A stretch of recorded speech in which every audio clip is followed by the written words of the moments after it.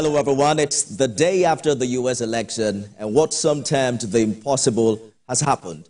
Donald Trump will now become the first U.S. president to win non-consecutive terms in more than a century. He's the only president to be impeached twice, the first former president to be criminally convicted. But all of that didn't stop him from exceeding the required 270 electoral votes, and this time also winning the popular votes. The margin of win, according to Donald Trump himself, is expected to increase in the coming hours. Welcome again to America's Choice. I am Nifemi Oguntoye. Let's begin with some details now on the U.S. election in this report.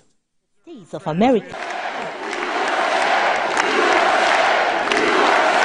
Donald Trump has emerged president of the world's leading nation, the United States of America, after a keenly contested election that left the world wondering where the pendulum will swing. In his early victory speech, Mr. Trump could not hide his win being a pleasant surprise to him and a political victory for America as never seen in the nation's political history.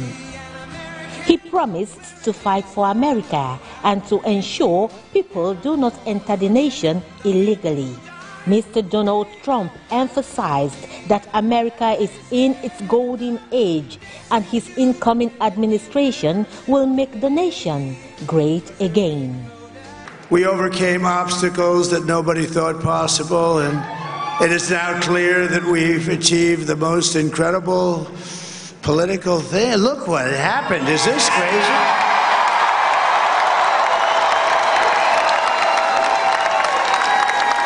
But it's a political victory that our country has never seen before, nothing like this. I want to thank the American people for the extraordinary honor of being elected your 47th president and your 45th president. And to every citizen, I will fight for you, for your family, and your future. Every single day I will be fighting for you, and with every breath in my body, I will not rest until we have delivered the strong, safe, and prosperous America that our children deserve and that you deserve. This will truly be the golden age of America. That's what we have to have. Donald Trump told a large crowd of his supporters in West Palm Beach in Florida that he took a hit at picking J.D. Vance as his running mate, and he turned out to be a good pick.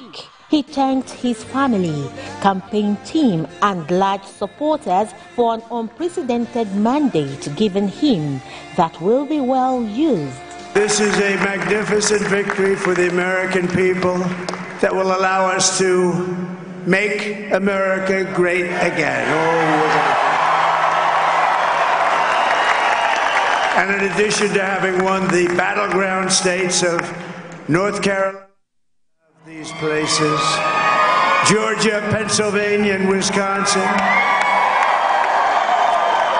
we are now winning in Michigan, Arizona, Nevada, and Alaska, which... Voice of America White House correspondent Anita Powell joins me again on the program. Anita, thank you for joining us. A lot has happened since the last time we spoke. I remember you calling the White House the center. Good afternoon. Pleasure to be with you. Indeed. I remember you calling the White House the center of the political hurricane on Election Day. It does seem the current occupants have now been unexpectedly swept out by this hurricane, right? I'm sorry. I didn't hear that last part, but indeed the current occupants will be leaving the White House in January when Donald Trump takes office. Sorry about that. 18 people are calling me at once. It's a very busy day in America. It is. But so far we haven't heard from President Biden, but we do expect to hear from Vice President Kamala Harris later this afternoon when she gives remarks about what happened last night and her election loss to Donald Trump. So expect to hear that in hours from Vice President Kamala Harris. And Trump, in his victory speech, has called these the greatest political moment of all time. And there is no doubt this is an historic feat. He would now be the first president to win non-consecutive terms in more than a century. There's no arguing his popularity and rightful place in the U.S. history now. Do you agree? I think it's fair to say that this was really a remarkable event that happened last night, and that Donald Trump is a remarkable American. And Americans showed that they believe that and believe he should be the leader of this country last night. It was a decisive victory. I think it's a very free, fair, open, safe election. The institutions held, and the American people have spoken. Is it possible, Anita, that the Democrats largely underestimated Trump's popularity amongst the people in this election? They spoke a lot about him being the only president to have been impeached twice, the first former president to be criminally convicted, and how much of a loose cannon he's been. It also seems that the pollsters got the predictions wrong again this time, Anita.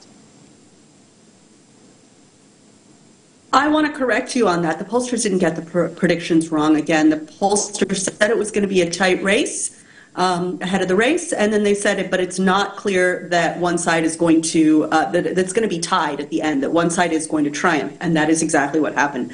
So what the pollsters predicted is what came to pass. So the pollsters were actually correct this time, as weird as that sounds, when saying that it was a tightly locked race, but that one side was probably going to triumph in the end, which is what happened. Now, as to your question about whether the Democratic side underestimated Trump's appeal, I think that's clear. The results speak for themselves.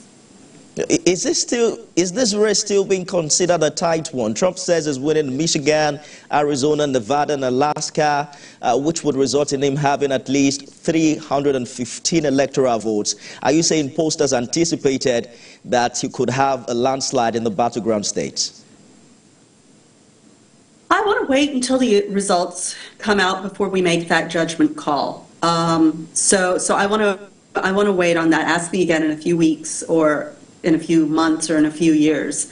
But I think what just needs to be remembered today is that he did win the necessary 270 electoral college votes required to clinch the presidency.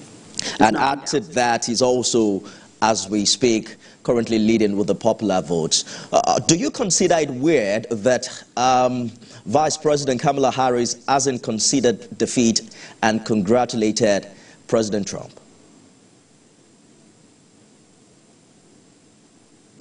I think she's going to speak in a few hours, and I will let her speak to that. The results came in quite late last night. We were all watching until quite late in the evening. So maybe 2 a.m. wasn't an opportune moment for her to speak, but she will be speaking in coming hours, and she'll address that directly, I expect.